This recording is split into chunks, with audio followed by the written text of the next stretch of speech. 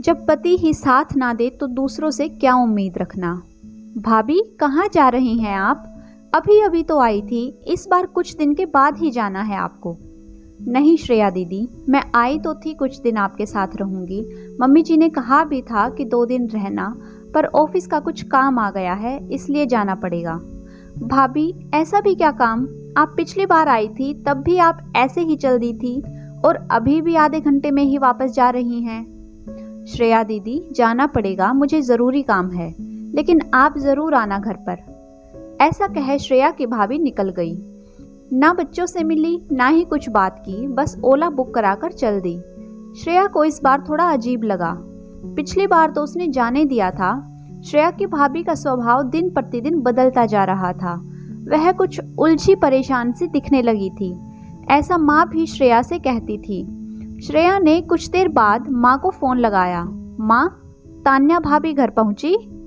हाँ बेटा, बहू घर आ गई है, माँ ने उत्तर दिया। माँ, उन्हें ऑफिस जाना था क्या? नहीं बेटा, तान्या ने तो 2 महीने से स्कूल की नौकरी छोड़ रखी है। श्रेया ने माँ से कुछ नहीं कहा, बस फ़ोन रख दिया। पर हैरानी बहुत हो रही थी उसे, आखिर बात क्या है वह मन ही मन सोचने लगी।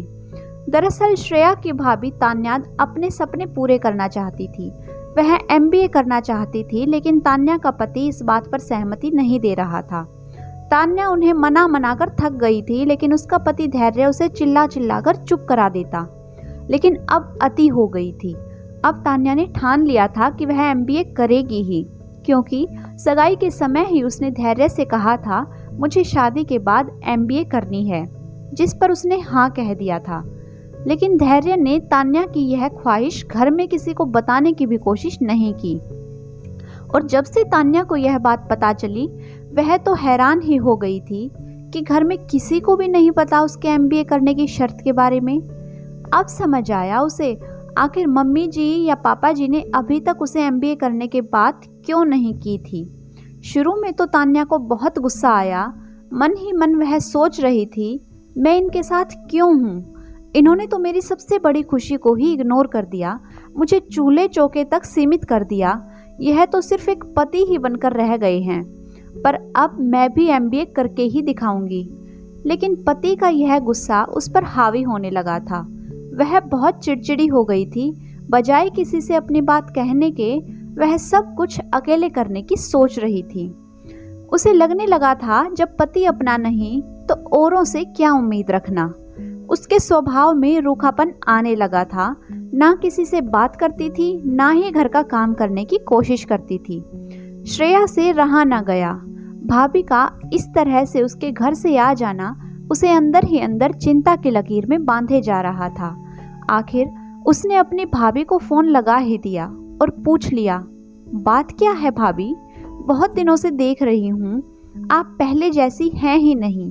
पहले कितना प्रेम दिखता था आपके व्यवहार में, लेकिन अब आपके प्यार ने रूखेपन का स्थान क्यों ले लिया है? कुछ उलझन है तो आप मुझे बताइए। अगर आप मम्मी को नहीं बता पा रही हो तो शायद मैं कोई आपकी मदद कर पाऊँ। आप पहले जैसे हो जाओ ना, प्लीज़ भाभी। क्यों हम कुछ उलझन की वजह से रिश्तों में तनाव की गांठ बांध दें? भाभी आप भी समझदार हो, आप समझते हो रिश्ते कितने कच्चे धागों के डोर होते हैं। तान्या का मन भर आया और उसने धैर्य का अपनी बात से पीछे हट जाने की बात श्रेया को बता दी और उस पर उसके सपने पूरे ना होने देने का दबाव बनाने की भी बात श्रेया को बताई। श्रेया को भी अपने भाई पर बहुत गुस्सा आया। श्रेया ने खुद ही MBA किया था और अच्छी कंपनी में जॉब करती थी। वह तान्या के सपनों की अहमियत अच्छी तरह समझ सकती थी। श्रेया दीदी, मैंने आपको देखकर ही तो शादी के लिए हाँ की थी कि आपने भी MBA किया है तो धैर्य मेरा सपना भी ज़रूर पूरा करेंगे, तान्या ने कहा। भाभी आप चिंता मत करो, मैं धैर्य से बात करती हूँ। अपने आप को क्या समझने लगा है? जब पापा उसे बाइक नहीं दिला रहे थे तो उसने 2 दिन तक खाना नहीं खाकर अपनी बात मनवाई थी। और जब इंजीनियरिंग की पढ़ाई के लिए पापा 1 साल का ब्रेक लेने के लिए कह रहे थे, क्योंकि पापा का बिजनेस उस समय कुछ सही नहीं था, तब कैसे उसने पापा से कहा था, पापा मैं ट्यूशन पढ़ाकर अपना आधा खर्च निकाल लूँगा, लेकिन आप मेरे हाथ से मौका मत जाने दो। अब आप पर रौब जमा रहा है। खुद के ऊपर आए तो चूहा और दूसरों के ऊपर आए तो शेर। मैं कल ही बात करती हूँ भाई से भाभी। दूसरे दिन श्रेया ने धैर्य को फोन लगाया और कहा, धैर्य, यह क्या है? तू क्यों तान्या को एमबीए करने के लिए मना कर रहा है? उसके सालों के देखे सपनों के साथ क्यों अपनी मनमर्जी से खेल रहा है? तो होता कौन है किसी के सपनों को इस तरह बिखेरने वाला? तुझे तो अपनी पत्नी के लिए खुश होना चाहिए कि वह आगे बढ़ना चाहती है, आत्मनिर्भर बनना चाहती है, अपनी एक अलग पहचान बनाना चाहती है। श्रेया दीदी, शादी के बाद पढ़ाई की जिम्मेदारी बहुत बड़ी होती है। घर की जिम्मेदारी और पढ़ाई साथ साथ। दीदी, आपको तो पता है ना कितने घंटे देने पड़ते हैं पढ़ाई में। तान्या को अब मैं इस बीच में कैसे डाल दूं?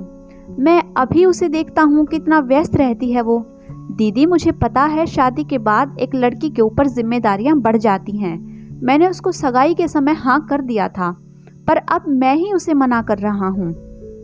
भाई, सपने देखने का हक और उसे पूरा करने का हक हर लड़की को होता है, भले ही वह शादीशुदा हो या नहीं। और जिसके अंदर लगन है वह अपने सपने को साकार करके ही दिखाता है।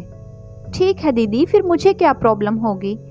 मम्मा पापा से मैं बात करती हूँ तान्या के लिए, श्रेया ने भाई से कहा। श्रेया ने माँ को फोन किया और पूरी बात बताई। तान्या के बदलते स्वभाव के पीछे का कारण क्या है और भाई उसे एमबीए करने के लिए मना क्यों कर रहा है। माँ, मैंने भाई को समझाया है कि जिम्मेदारी को सिर्फ अपनी पूरी दुनिया मान अपने सपने कुर्बान कर देना गलत है। माँ, आपको क्या लगता है? श्रेया बेटा, तू सही कह रही है। तान्या जरूर एमबीए करेगी और आत्मनिर्भर बनेगी। पापा भी उसे मना नहीं करेंगे। दूसरे दिन सुबह सुबह ही सास ससुर ने तान्या को बुलाया और उसे एमबीए करने की इजाज़त दे दी।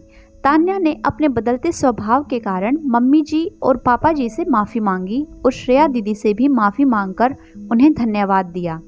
धैर्य ने भी तान्या से माफ़ी मांगी और आगे से उसका साथ देने का वादा किया। 3 साल बाद तान्या एमबीए कर अच्छी कंपनी में जॉब कर रही है। पहली सैलरी से तो उसने सबके लिए गिफ्ट खरीदे और अब वह धैर्य के साथ कदम से कदम मिलाकर हर जिम्मेदारी बखूबी निभाती है, चाहे वह घर खर्च हो या किसी भी तरह की जिम्मेदारी हो। अपनी सैलरी और अपने आत्मसम्मान के कारण वह हर कदम पर अपने परिवार की ताकत बन खड़ी रहती है। अब तान्या पहले की तरह बन चुकी है, खुशमिजाज और परिवार को अपना समझकर उनके साथ हमेशा खड़ी रहती है।